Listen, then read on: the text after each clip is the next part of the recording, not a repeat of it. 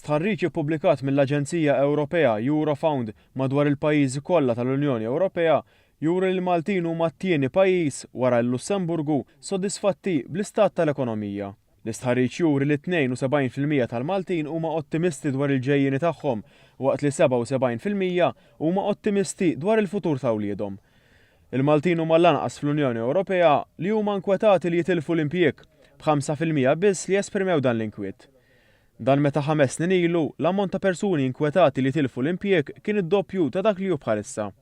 L-istħarriġ tal-Eurofound jindika li f'pajjiżna hawn l-ogħla livell ta' sodisfazzjon fejn jidħol is-servizz ta' childcare kif ukoll is-servizz għall-kura tal-anzjani.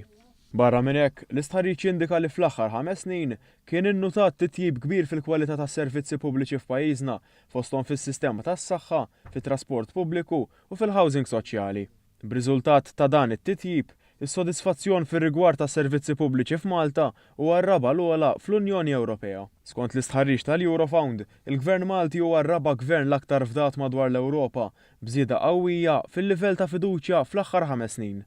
Fi stqarrija, il-Gvern qal li dawn ir-riżultati jikkonfermaw kif il-qagħda ekonomika tajba ta' pajjiżna qed twassal għal titjib fil-kwalità tal-ħajja tal-familji Maltin. Qal li t-titjib fit-tkabbir ekonomiku u fil-finanzi tal-Gvern qed jippermetti żieda fl-investiment pubbliku li qed twassal għal aktar servizzi pubbliċi u titjib akbar f'dawn eżistenti.